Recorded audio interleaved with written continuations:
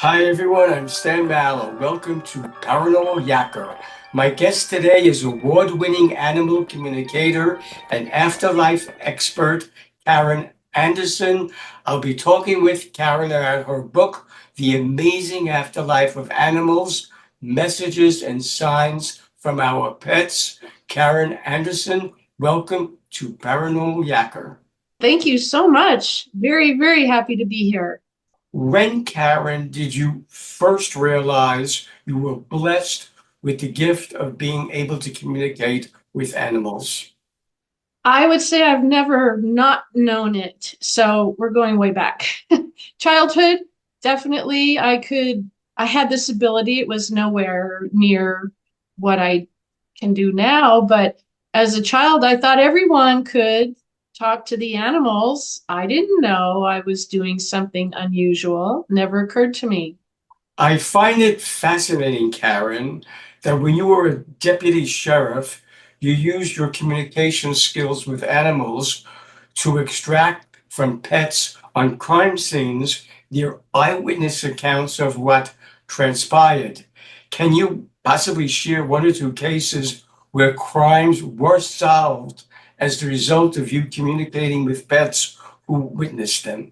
Yeah, it's crazy. It sounds completely, even when I'm hearing you say it, my logical brain goes, that's nuts.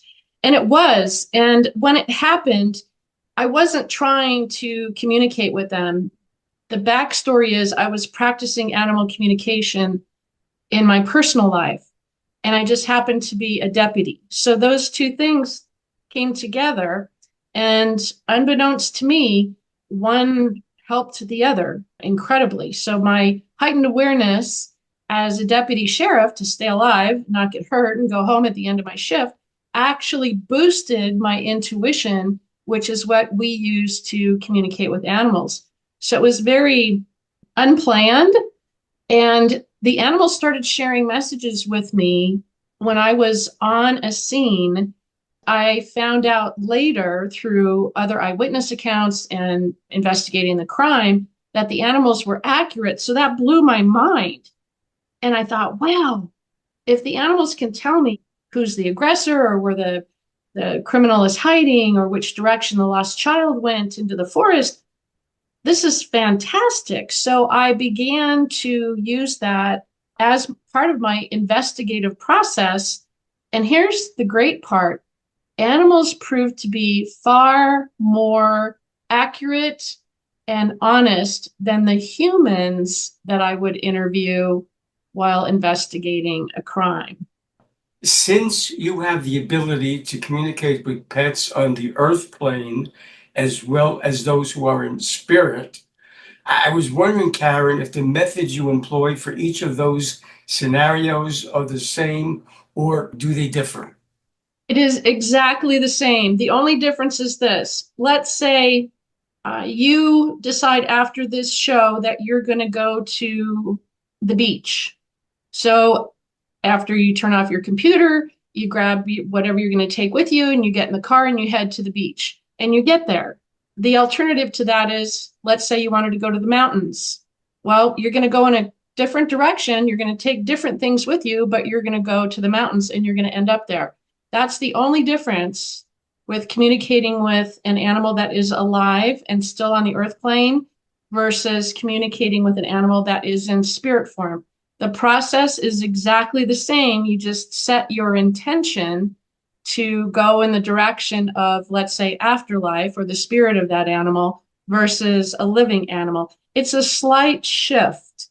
It's knowing where you want that message to go and focusing where you want it to eventually end up, just like the beach or the mountains.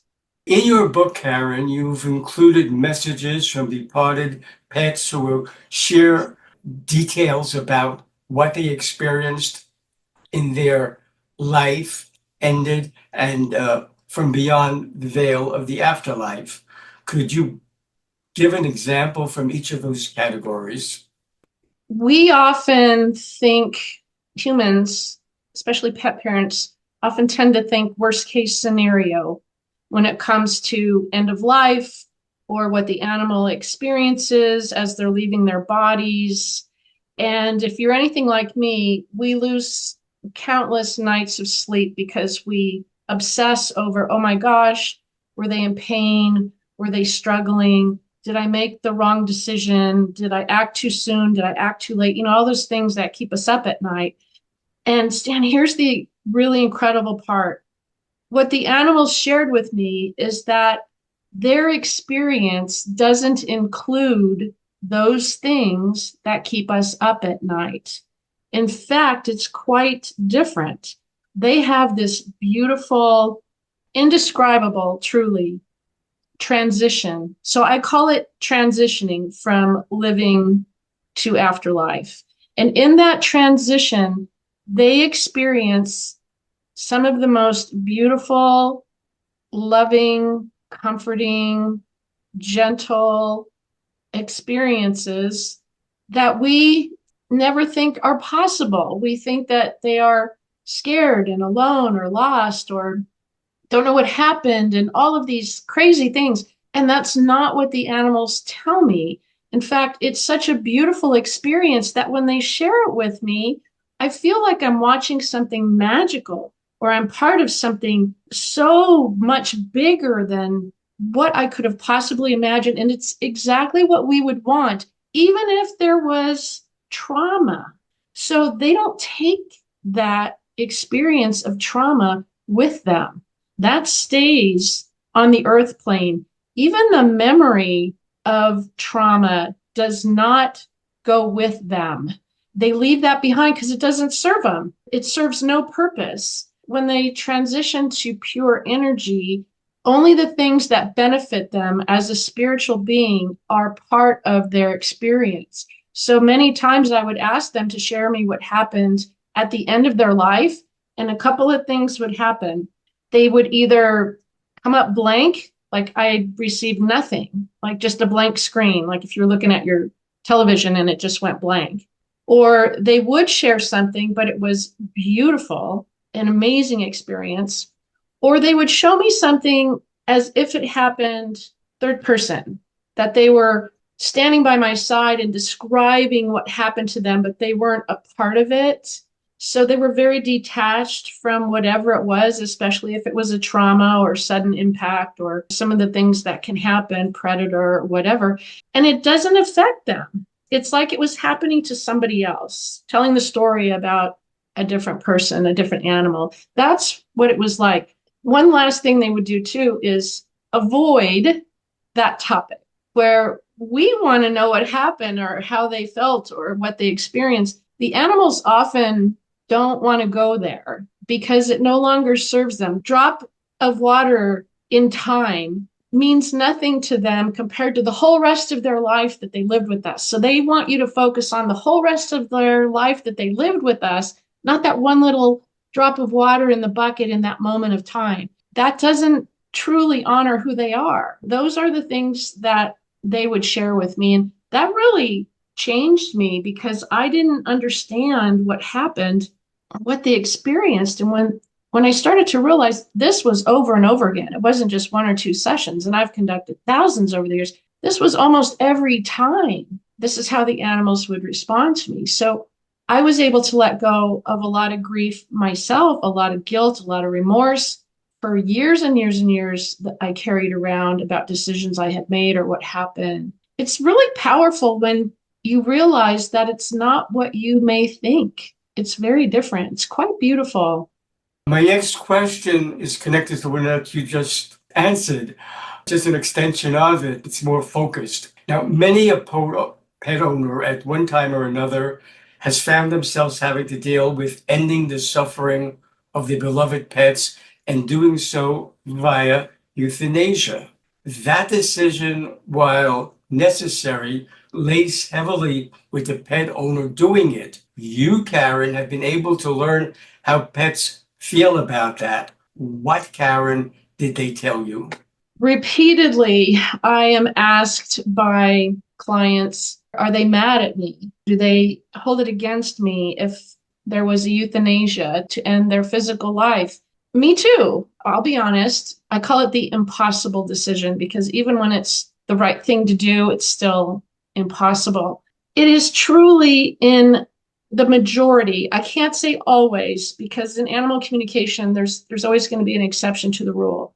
But in the majority of the animals that I've communicated with, what they've shared with me, that if we take the course of euthanasia before they go into crisis, because crisis is not fun for anyone. So before they go into crisis, the process of euthanasia is very much a good experience for them. It's not traumatic. We're not running on survival. The animals are trying to physically survive. That's Mother Nature. Those are instincts. So they're fighting against everything that's trying to end their life. And euthanasia is a soft and gentle way to let the body just slow down and peacefully transition. That experience has, in my sessions, shown me that animals are much more grateful for euthanasia than had the pet parent, let's say, just let them die of their own processes. This might be a little trigger warning for people who are sensitive. You know, death is ugly. It's not like on the movies. Not everybody just closes their eyes and quietly passes. The body struggles, and that's not fun for them, as you can imagine. So even though they don't take that with them, the struggle and what they went through, the process itself is far easier if we take the euthanasia route. So I support euthanasia whenever possible. It's a personal decision between you and a trusted veterinarian. You know your beloved companion better than anyone. I never would tell anyone when it was time, and I got asked that always, you know, is it time? I will never tell you when it's time. And you just have to trust that inner knowing with a trusted vet too, of course. But their experience is far less difficult, challenging, and far easier when there's euthanasia involved. I tended to see a lot more images of what they experienced leading up to that as far as the trauma went, if they passed of their own timing, let's just say. Again, I can't say always in every case because there's going to be an exception. But truly, when we can help them make that transition when they aren't in crisis, that's ideal. It doesn't always happen. Sometimes there's emergencies and we do our best. The thing is, and this is what's so important, they don't focus on that like we do. That moment of euthanasia, many of them don't even bring it up. It's like a non-issue. It doesn't even hit their radar. They understand that the soul continues and it is eternal. We as humans still have a hard time grasping that. Some of us think death is the end and it's all over and nothing happens. Well, the animals seem to have this innate wisdom that they know that this is just a continuation of the soul, and it's natural. They don't fear death. They, of course, try to stay alive. Mother Nature does that. Instincts do that, survival of the fittest. But they don't fear it like we do. They don't try to focus on it the way that pet parents do. And I'm guilty. I've done that so many times. Just that's all we do is obsess, right, about those final moments, about what happened and everything that went wrong. And I promise you, if the animal even brings it up at all, they're going to hold nothing for you but the most love and gratitude and everything wonderful that you did for them. And very, very rarely will I get anything other than that. You, Karen, have connected with over 15,000 pets. You probably don't get any sleep. In the process, you've helped resolve behavioral problems encountered by their owners. In your experience, what is the most prevalent behavioral problem you've encountered? What was the reason for it? And how did you go about getting the problem resolved? There were a lot of litter box issues. There were a lot of fear, anxiety issues, and there were a lot of aggression issues. So those were the top three. So if I could just share kind of a blanket on all of those, this is the big eye opener.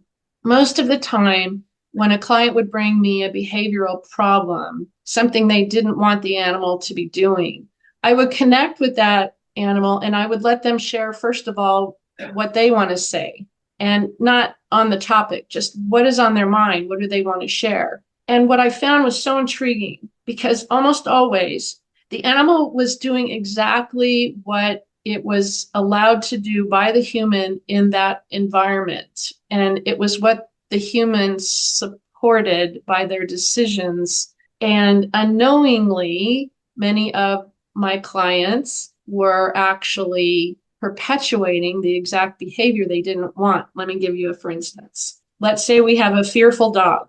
This client contacts me and says, Karen, help me. My dog runs away every time company comes over.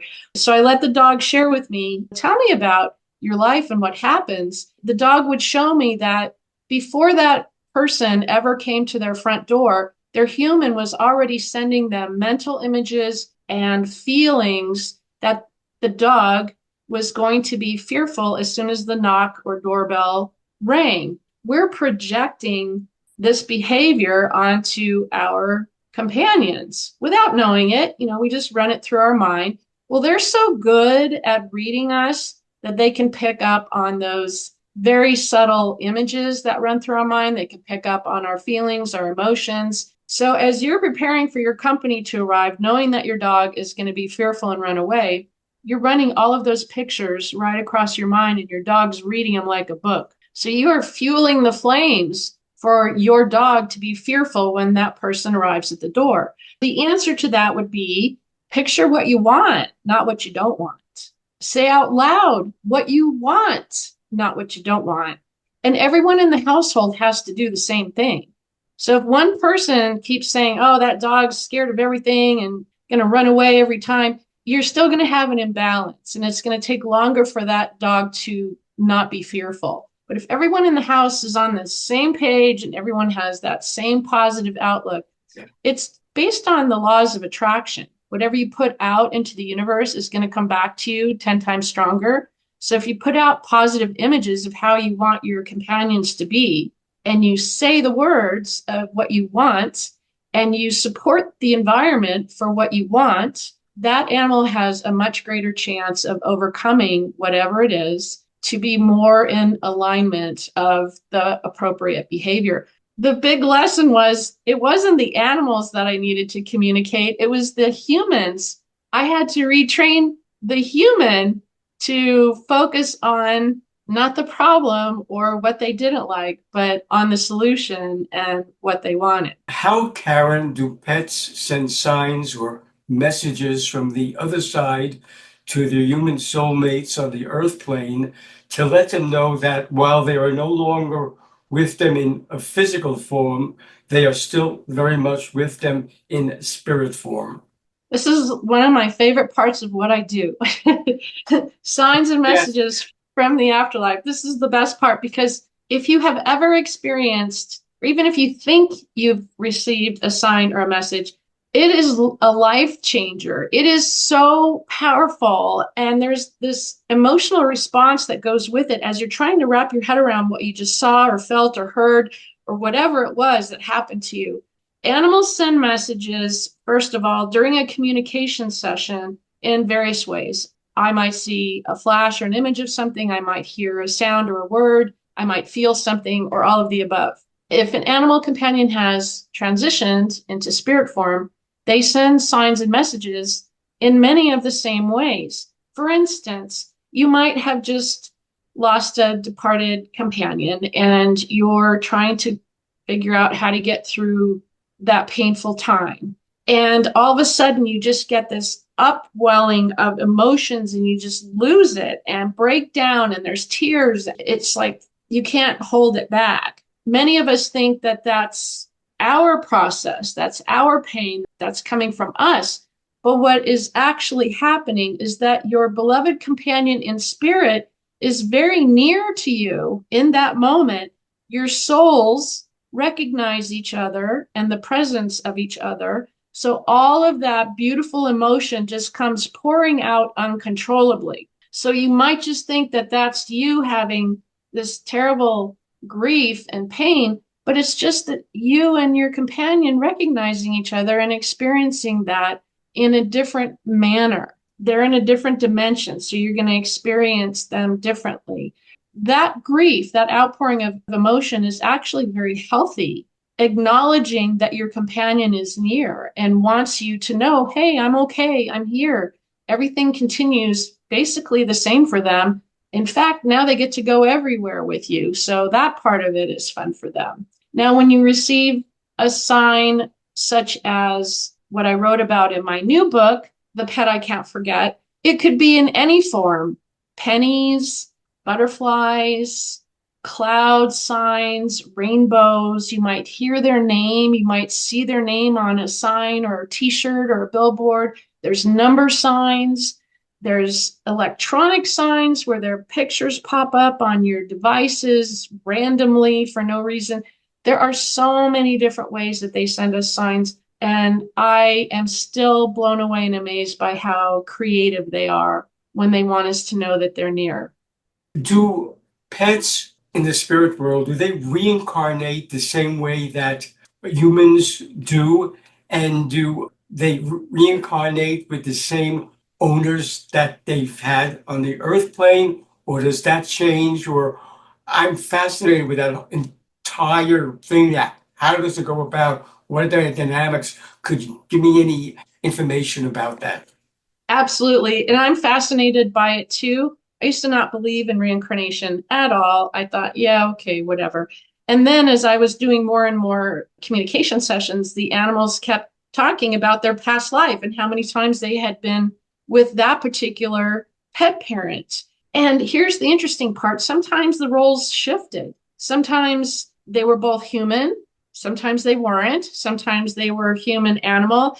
The roles shifted in each of these lifetimes. And that was even more astonishing to me because I was of the belief that a human has to come back as a human, an animal has to come back as an animal. That just all got blown out of the water. What I found was there's no rules, there's no checklist.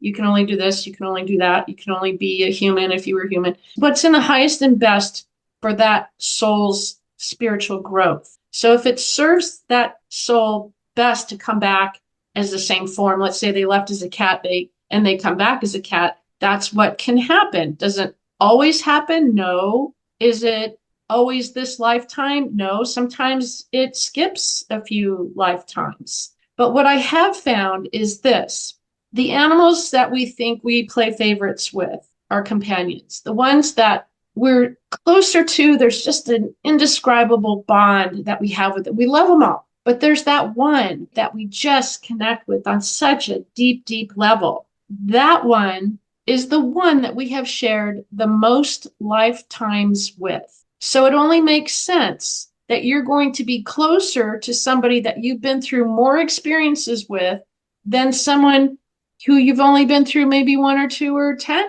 lifetimes with. I always look for common sense, maybe from being in law enforcement. That really resonated with me. It made sense to me.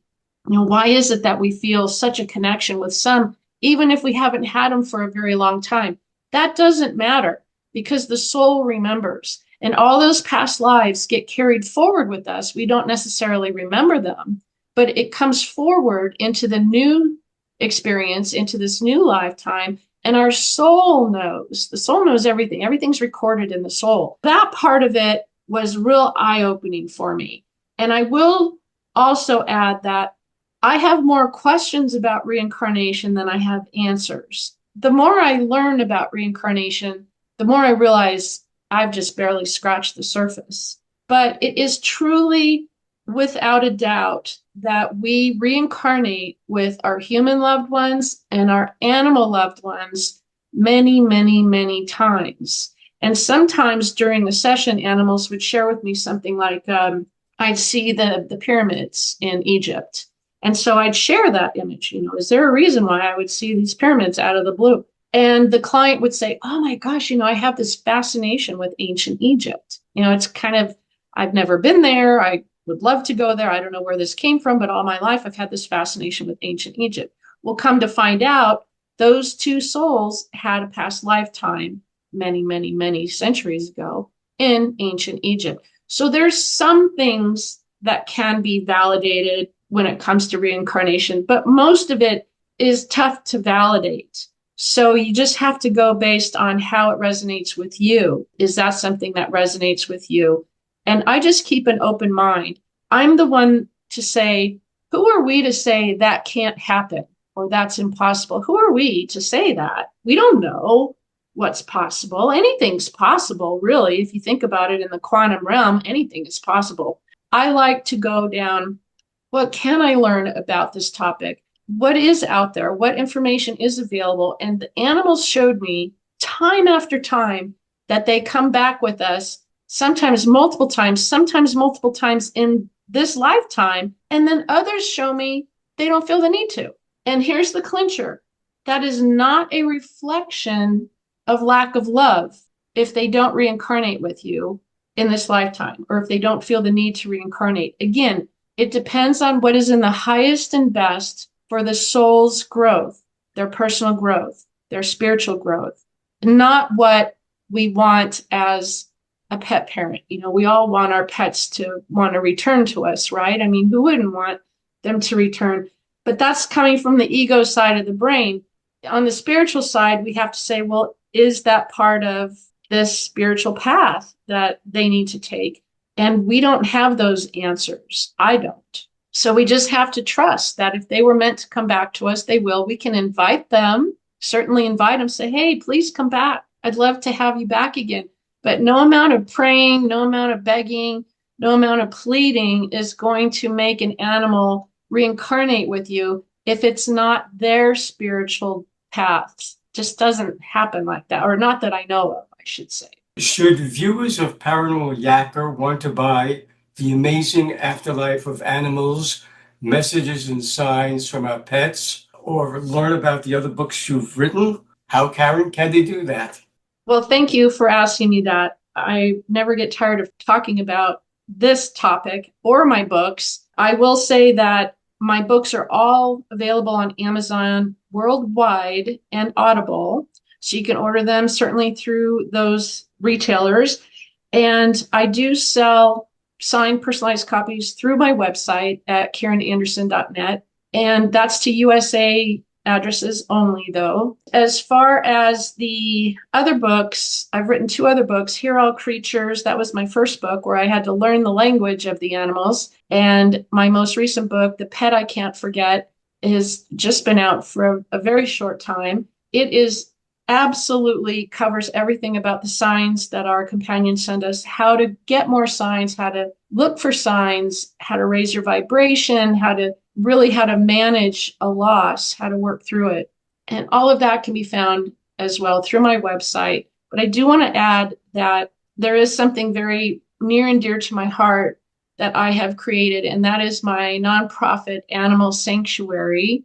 It's called Painted Rain Ranch, and it's named after my paint horse, whose name is Rain. So that's the name, Painted Rain Ranch. But we are a 501c3, and proceeds from my books and all of my coaching programs for animal communication all benefit the animals on the sanctuary. What's different about us at the sanctuary is that we save the pets no one else wants. The elderly, the special needs, the abandoned, the ones who are overlooked at shelters, the ones that have medical problems that no one else wants to deal with. They come here to the sanctuary on our 30 acres in Eastern Washington, and they stay here forever. This is their final refuge. So we're a little bit different than other sanctuaries, but all proceeds from books and courses benefit the animals as well as sessions. And I do have to share with you, I retired from conducting sessions several years ago. The reason for that is to focus on writing more books and coaching, because it occurred to me, if I don't get this information out there and share what I've learned with others, it's going to be gone forever. And I have a lot of experiences to share, and I want to be able to support those who also have this interest in animal communication. So I shifted my focus. And you can find all of that on the nonprofit website, which is paintedrainranch.org, or you can also find it through my website of karenanderson.net. It's my passion. I'm so proud of the nonprofit, and we've rescued 4 unwanted pets so far this year, and they're all doing great. So we're doing great things out there for these very, very special animals that just have had a really tough time, and it's very near and dear to my heart. So thank you for letting me share that. Oh, absolutely. And I'm sure when it comes to karma points, You're going to get a ton of them, and you deserve it. Well, thank you. Karen Anderson, I thank you for being my guest on Paranormal Yakker. It's been a wonderful experience yakking with you. It's been great, and we should do this again because I have so much more to share. Absolutely.